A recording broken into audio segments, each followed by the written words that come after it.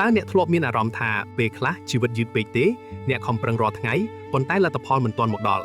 អ្នកដាក់ពាក្យការងារប៉ុន្តែមិនទាន់មានអ្នកឆ្លើយតបអ្នកចាប់ផ្ដើមអាជីវកម្មប៉ុន្តែអតិថិជននៅតិចអ្នកបង្កើតវីដេអូជាច្រើនប៉ុន្តែអ្នកមើលនៅមិនទាន់កើននៅពេលនោះមនុស្សជាច្រើនជ្រើសរើសបោះបង់ប៉ុន្តែមានរឿងមួយដែលយើងត្រូវចាំពេលវេលាល្អៗតែងតែមកដល់អ្នកដែលចេះរង់ចាំនិងមិនបោះបង់ក្នុងធម្មជាតិគ្មានអ្វីរីកលូតលាស់ភ្លាមៗទេគ្រាប់ពូជមួយត្រូវការពេលវេលាដើម្បីដុះទារកម្នាក់ត្រូវការខែជាច្រើនមុននឹងកើតដើមឈើធំៗត្រូវការឆ្នាំជាច្រើនទើបមានម្លប់ប្រសិនបើយើងជីកគ្រាប់ពូជមើលរាល់ថ្ងៃដើម្បីពិនិត្យថាវាដុះឬអត់វានឹងមិនអាចលូតលាស់បានទេជីវិតមនុស្សក៏ដូចគ្នាមិនមែនការខិតខំថ្ងៃនេះមានន័យថាលទ្ធផលត្រូវតែមកថ្ងៃស្អែកឡើយនៅពីក្រោយភាពជោគជ័យមានការរងចាំយ៉ាងយូរមានអ្នកនិពន្ធជាច្រើនដែលសៀវភៅរបស់ពួកគេត្រូវបានបដិសេធជាច្រើនដងមានអ្នកជំនួញជាច្រើនដែលបរាជ័យមុននឹងរកឃើញជោគជ័យមានអ្នកបង្កើតមាតិកាជាច្រើនដែលផលិតវីដេអូរាប់រយមុននឹងមានអ្នកស្គាល់អ្វីដែលខុសគ្នាមិនមែនពួកគេមានសំណាងជាងទេ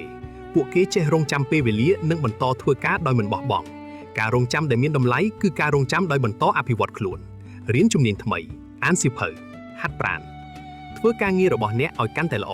រាល់ថ្ងៃដែលអ្នកកែលម្អខ្លួនឯងគឺជាការរៀបចំខ្លួនសម្រាប់ឱកាសដែលមិនទាន់មកដល់នៅពេលឱកាសមកដល់អ្នកនឹងត្រៀមខ្លួនរួចជាស្រេច